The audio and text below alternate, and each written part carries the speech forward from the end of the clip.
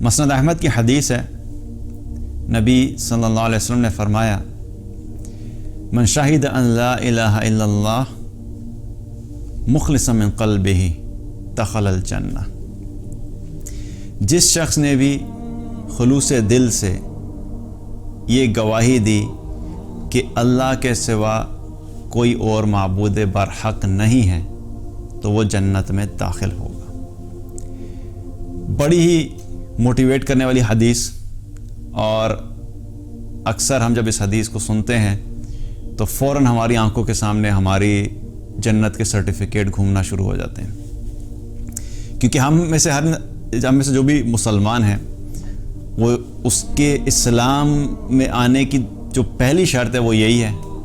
کلمہ پڑھنا، لا الہ الا اللہ محمد رسول اللہ صلی اللہ علیہ وسلم، اشہد ان لا الہ الا اللہ و اشہد ان محمد عبدہ و رسولہ۔ تو یہ تو مسلمان ہونے کی پہلی شرط ہے، کلمہ پڑھنا۔ اور اس میں بھی کیا پتہ لگتا ہے اس حدیث سے بھی کہ جس شخص نے یہ گواہی دی کہ اللہ کے سوا کوئی اور معبود برحق نہیں ہے تو وہ جنت میں داخل ہوگا۔ اب اس حدیث میں جو الفاظ ہیں وہ تو لگتا ہے کہ بس اس کا مطلب ہے کہ جی ہم نے سب نے کلمہ پڑھا ہوا ہے تو انشاءاللہ سیدھے جنت میں جائیں گے۔ دو چیزیں اس میں سمجھنے والی ہیں۔ پہلی چیز یہ کہ ہر مسلمان بالآخر ایک نہ ایک دن جنت میں ضرور جائے گا، تو یہ تو اللہ کا بہت بڑا احسان ہے ہمارے اوپر، چاہے وہ گناہ گار ہی کیوں نہ ہو لیکن بالآخر ضرور جنت میں جائے گا۔ اگر گناہ کرنے والا ہے، اللہ کی نافرمانی کرنے والا ہے، شرک نہیں کیا، اس نے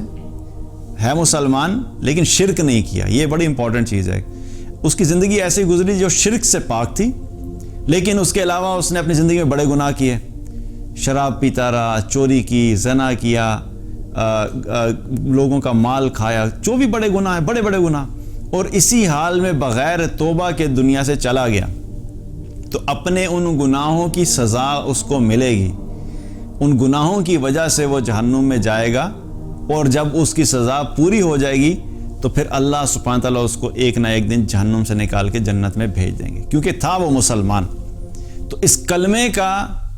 ایک تو بہت بڑا فائدہ یہ ہے کہ اگر عمل نہیں بھی ہوا تو الٹیمیٹلی ایک دن ضرور جنت میں جائے گا، لیکن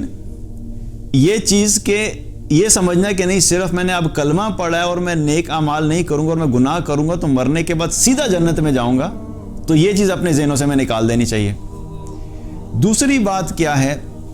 اس حدیث سے کیا پتہ لگتا ہے کہ اس حدیث میں آپ صلی اللہ علیہ وسلم نے ایک لفظ استعمال کیا کہ خلوص دل سے، صرف یہ نہیں کہا کہ جس نے صرف کلمہ پڑھ لیا، جس نے صرف یہ گواہی دی، بلکہ فرمایا خلوص دل سے، یعنی دل میں اس کے خلوص تھا، یقین تھا، اور وہ کہتا تھا کہ اللہ کے سوا کوئی اور معبود برحق نہیں۔ یعنی اس کا کیا مطلب ہے کہ وہ اس چیز کی گواہی دیتا ہے کہ اگر کوئی عبادت کے لائق ہے تو صرف اور صرف اللہ سبحانہ تعالیٰ ہے۔ اب یہ گواہی زبان سے ہوئی، زبان سے دینے کے بعد دل میں اس کے خلوص تھا، یقین تھا، تو جس انسان کے اور جس مسلمان کے دل میں یہ یقین ہوگا، آپ خود سوچئے کہ کیا وہ مسلمان اللہ کے سامنے کھڑا نہیں ہوگا، کیا وہ اللہ کی بندگی نہیں کرے گا؟ کیونکہ خلوص دل ہونے کا مطلب کیا ہے؟ مطلب یہ ہے کہ جب اس کو یقین ہے کہ اللہ میرا رب ہے تو وہ پہلی چیز یہ سوچے گا کہ پھر جو میرا رب ہے، جو معبود ہے، اس نے مجھے کہا کیا ہے، اس نے مجھے دنیا میں بھیجا کیوں ہے، اس نے مجھ سے